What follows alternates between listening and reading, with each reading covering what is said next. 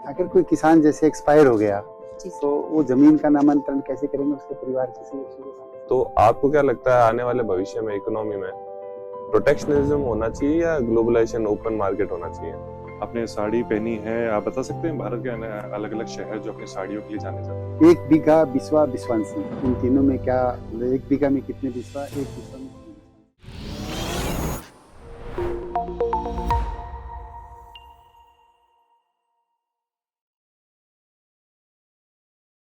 May I come in? आओ। Good morning, sir. Thank you. Madam अभी आप पटवारी हैं, जी सर। तो पटवारी के रूप में आप क्या क्या काम करती हैं?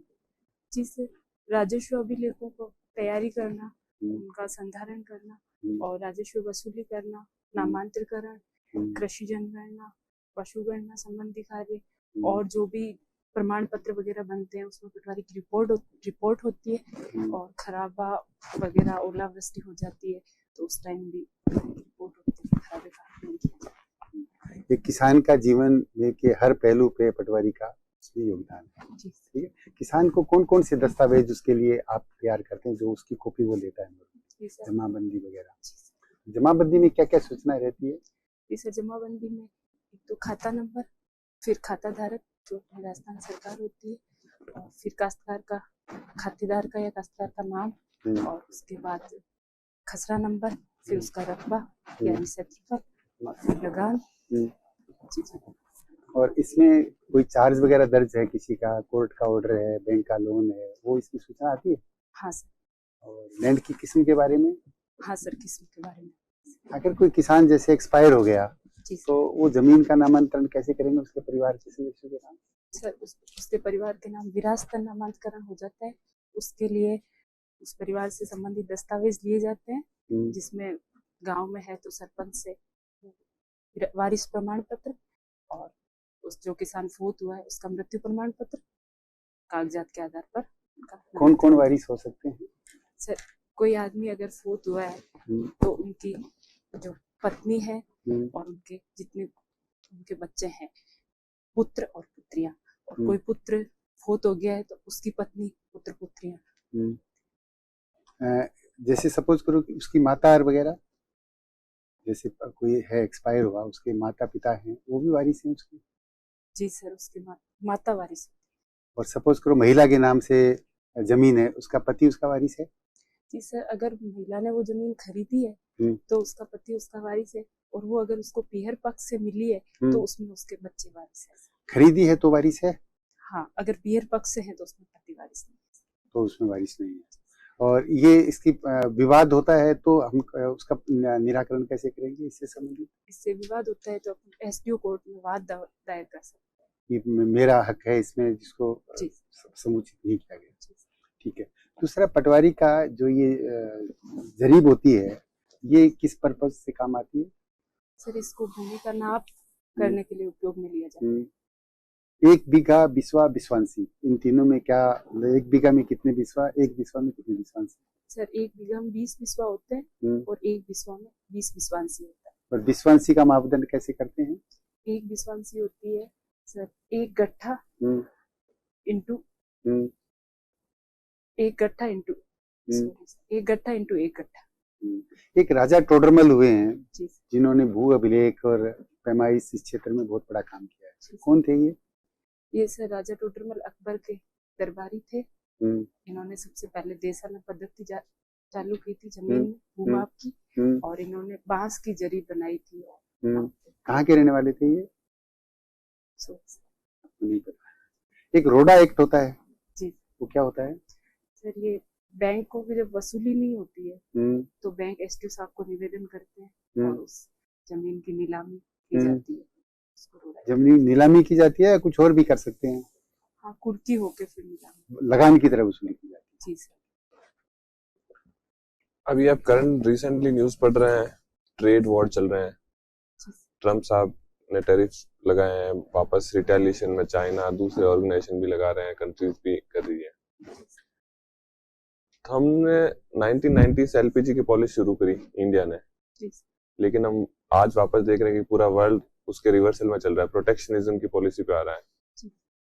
तो आपको क्या लगता है आने वाले भविष्य में इकोनॉमी में प्रोटेक्शनिज्म होना चाहिए या ग्लोबलाइजेशन ओपन मार्केट होना चाहिए? जी सर, मुझे ऐसा लगता है कि ओपन मार्केट होना चाहिए। अगर अपन ग्लोबल आप अपने तर्क दीजिए। जी सर, जब हम 90 से पहले जब हमारी भारतीय अर्थव्यवस्था ओपन नहीं थी तो हमें बहुत सारी समस्याओं का सामना करना पड़ा। IMF जैसी संस्थाओं ने सीधा हमें बताइए वित्त कि देना जैसे बंद कर अपन दिया। ने ओपन मार्केट से भारतीय अर्थव्यवस्था को ये फायदा होगा, आप 3 पॉइंट में बता दीजिए। सर, ओपन मार्केट से एक तो आयात निर्यात बढ़ेगा और भारतीय उत्पाद वगैरह बढ़ेंगे, इकोनॉमी बढ़ेगी ऑल ओवर।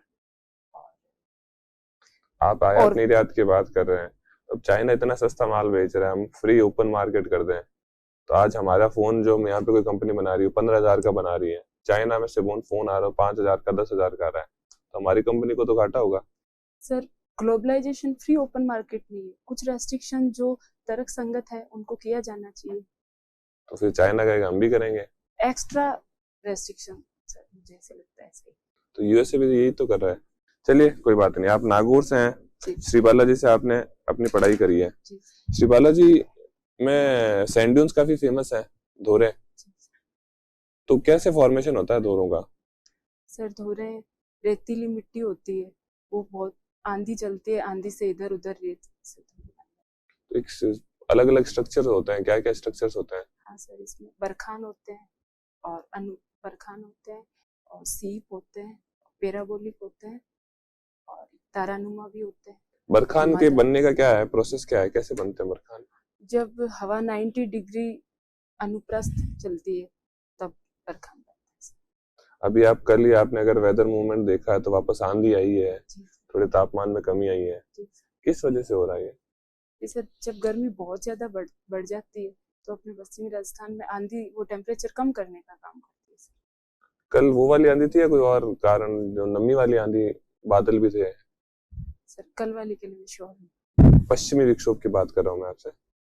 हाँ सर, पर कल पश्चिमी विक्षोभ था या नहीं? चलो मैं आपको बता दूं, पश्चिमी विक्षोभ के वापस समाचार अगर आपने पढ़े हैं तो पश्चिमी विक्षोभ एक्टिव हुआ है। जी जी सर। तो क्या प्रोसेस है पश्चिमी विक्षोभ का? पश्चिमी विक्षोभ सर, भूमध्य सागर से एक चक्रवात उठता है और वो हवाएं अपने साथ लाता है, तो वो यहाँ आके भारत में अपने पश्चिमी राजस्थान या उत्तर पश्चिमी भारत में वो वर्षा करता है। इतना दूर से आ रहा है तो भारत में ही क्या है सर? क्यों होती है वो वर्षा? जहाँ से उठता है वहाँ का जो क्लाइमेट और भारत के क्लाइमेट के बीच में संबंध पाया जाता है। क्या लॉजिक क्या है? काफी बीच में तो कितना पूरा एशिया क्रॉस करके आ रहा है, भारत में ही बारिश क्यों होती है या बादल क्यों आते हैं? सर, वो चक्रवात वहां से उठते हैं, इन दोनों में सेम क्लाइमेट पाए जाने की वजह से वो यहाँ आके चलिए कोई ना, आपसे लास्ट क्वेश्चन पूछता हूँ मैं, नागौर से कौन कौन से हाईवेज निकलते हैं? सर, नागौर से एक तो NH 65 कहाँ जाता है? वो सर नागौर से जोधपुर जाता है, और एक NH 89 जो बीकानेर से अजमेर। 2 ही हाईवे हैं? जी sir, national highway. National highway. ठीक, थैंक यू। आपकी हॉबी है चिड़जा गायन, जी कुछ बता सकते हैं इसके बारे में? जी सर, ये शक्ति काव्य का एक भक्ति रूप है जिसमें माता जी की चिड़जाओं का गायन किया जाता है। अच्छा, आपको बता सकते हैं कोई फेमस सिंगर इनसे जुड़े हुए जो? जी सर, इसमें फेमस सिंगर हैं जैसे श्री नारायण दान जी है। जी सर, माता जी के जागरण वगैरह में हम आस्था रूप गाते हैं। कौन सी माता जी?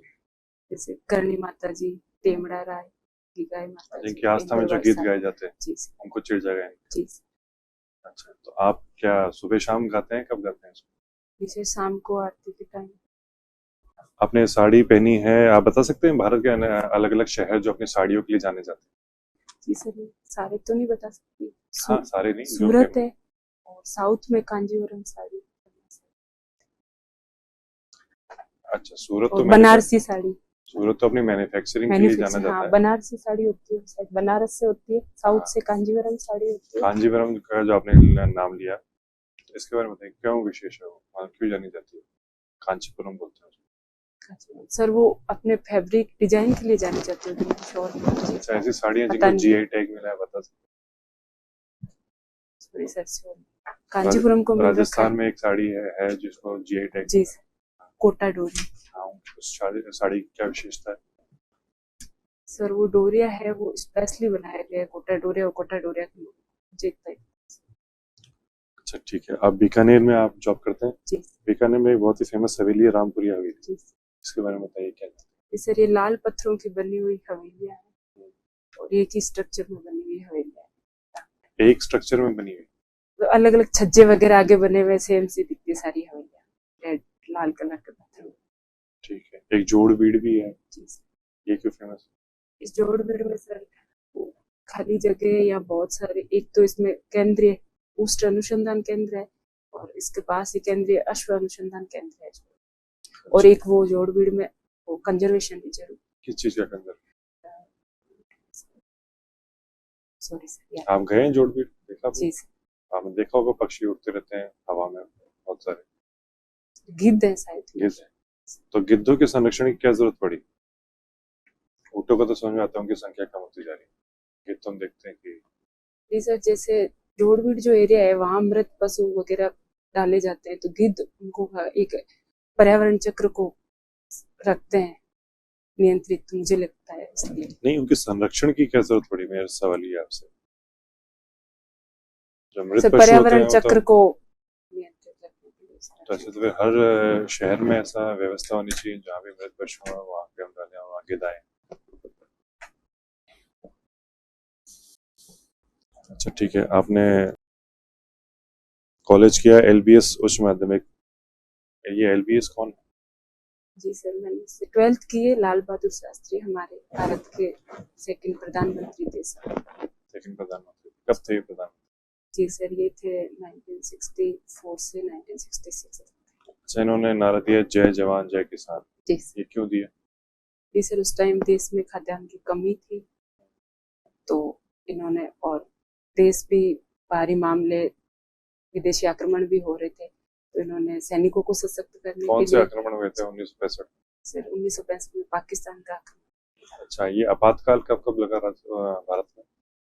सर राष्ट्रीय आपातकाल राष्ट्र सर 1975 में लगा, 1977 तक एक बार तो ये लगा और एक 1962 के युद्ध में लगा चाइना के साथ, 1965 वाले में और एक 1971 वाले में।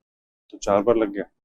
सर जो 62 वाला लगा वो शायद 65 वाले तक रहा था। अच्छा, तो आप श्योर हैं जो आप बता रहे हैं कि चीन के साथ जब युद्ध हुआ तब भी लगा था? Sorry sir. अच्छा ठीक है। आप बता सकते हैं कि जो मौलिक अधिकार होते हैं और जो डीपीएसपी होते हैं, इनमें अगर विवाद हो जाए तो किसको हमें प्राथमिकता देनी चाहिए?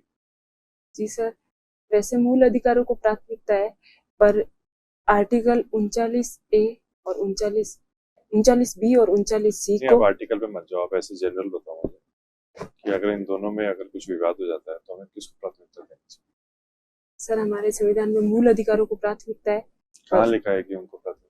पर अनुच्छेद 20-21 के ऊपर अनुच्छेद 39B 39C मौलिक कहाँ कर्तव्य। लिखा है? आपने कहाँ पढ़ा है ये जो आप बता रहे हैं?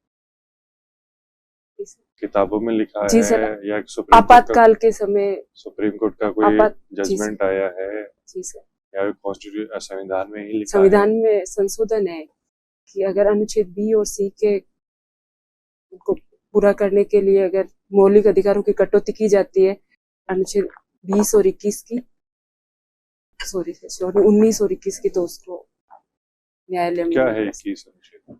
अनुच्छेद 21 है विधि के सम्यक प्रक्रिया। ठीक है सर। आप बीकानेर में हैं तो वहाँ महिलाओं के क्या क्या पहनावा है बीकानेर का? सर वहाँ महिलाओं की एक तो घाघरा ओढ़नी कुर्ती वैसा है, एक राजपूती पोशाक होती है जिसमें कुर्ती कांचली लहंगा और ओढ़ना होता है, और साड़ी है, घर में अमूमन सूट भी पहने। जो आपने पहनी है साड़ी, ये कहाँ की पोशाक है? सर ये साड़ी कहाँ की पोशाक है, मशहूर तो नहीं है साड़ी की बात। ये साड़ी कौन सी है? जी सर, मैं जहाँ से लाई उन्होंने मुझे बोला ये एक्सपोर्ट कॉटन है। तो कहाँ मैन्युफैक्चर कहाँ होता है ये नहीं पता होगा? सूरत में होता है। सूरत में होता है। आप कंट्री पूरा हो जा सकते। Thank you.